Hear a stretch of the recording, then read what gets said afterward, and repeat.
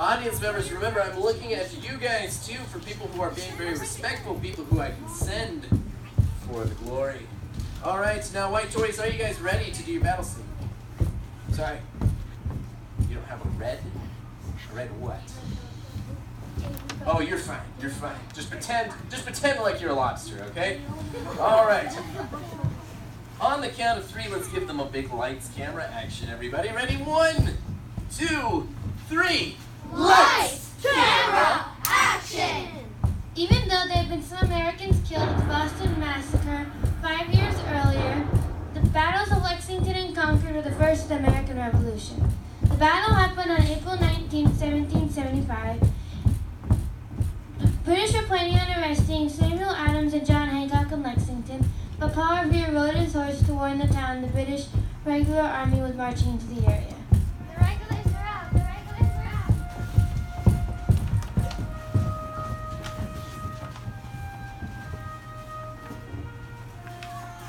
The Americans stood in a flat field to defend themselves. Don't fire this fire pod! No one knows who fired the first shot. Bang!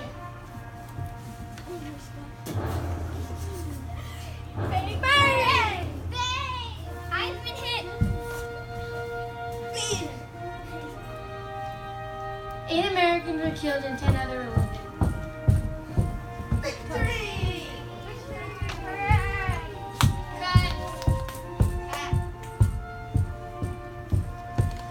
The British continued to march on to Concord, where they were planning to destroy weapons and ammunition they believed were stored in the area. When the British arrived, another battle happened.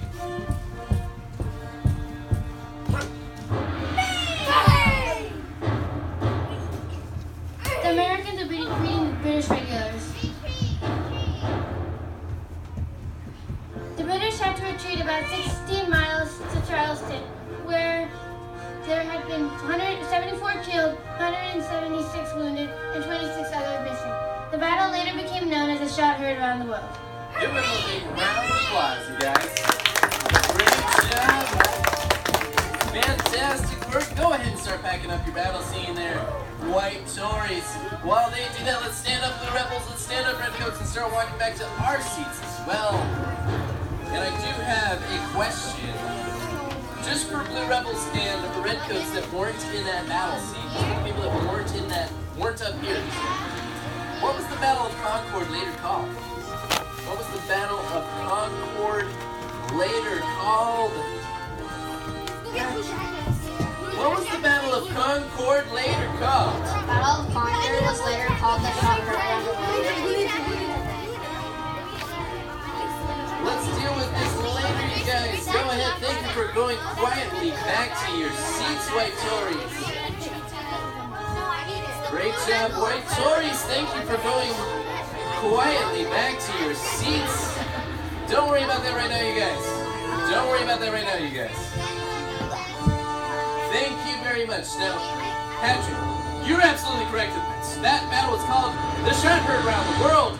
That is going to be 10 points. 10 points goes to The Redcoats! Raw!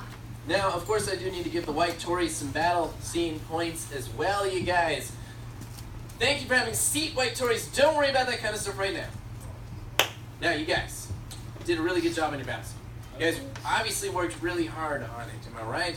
Takes a lot of practice, I can tell, because lines don't get memorized so well, and blocking doesn't happen so smoothly without practice. I really liked how you guys used a lot of the space to make sure that people's backs weren't facing the audience, and remembering to reload those muskets. We had a little bit of historical accuracy stuff, like I think somebody on the Redcoats said don't fire unless fired upon, and that is believed to be an order given by Captain Parker, which is in the script, who was the captain of the militia at the time. He ordered his troops not to fire unless fired upon. Nobody knows who fired that first shot, but we know that the colonists did not win the battle at Lexington.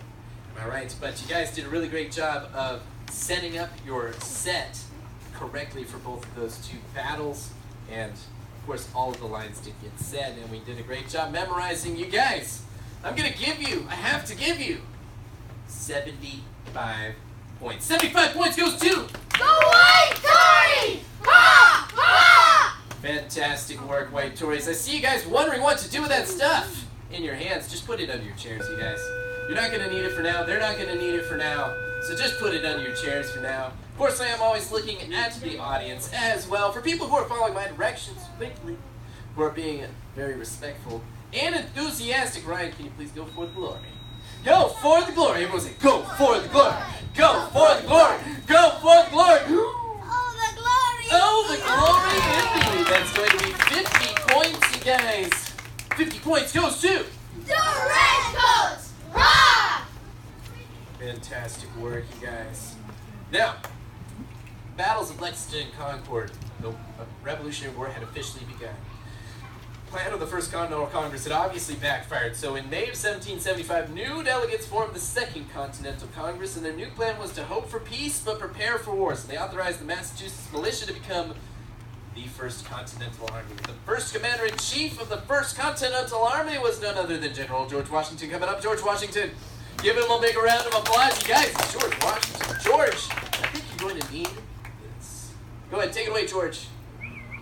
Hello, my name is George Washington, and I am known for many things. Farmer, surveyor, and commander-in-chief of the Continental Army. I come from a good family and have worked hard all my life. I have fought many battles beside my troops and have even helped to finance the Continental Army and Navy. After the war, I will become the first elected president of the United States of America. First in battle, first in peace, and first in the hearts of my countrymen. Give him a big round of applause. Great job, George Washington.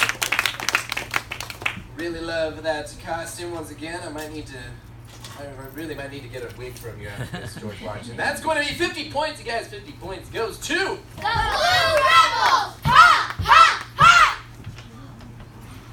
fantastic, you guys. Now, the next thing that the Second Continental Congress did was to send the olive branch petition over to King of England. The olive branch is a symbol. It's a symbol of peace. Everyone say peace. Peace! Yeah, man. Peace. Well, the olive branch petition basically said this. It said, hey, look, King George, we love being a part of Britain. We're proud to be British. But please stop these unfair acts. What do you think the king said? He said, no way, Jose. And, well, popular belief states that when he received the olive branch petition, he didn't even read it. Everyone say, how rude. How rude! So Congress immediately began working on a new document. One that would start a new government. Fair and equal to all people. This document is known as the Declaration of Independence. Coming up, Declaration expert. Give her a big round of applause. In fact, I'm so excited about the Declaration. Let's pull up some signers of the Declaration as well.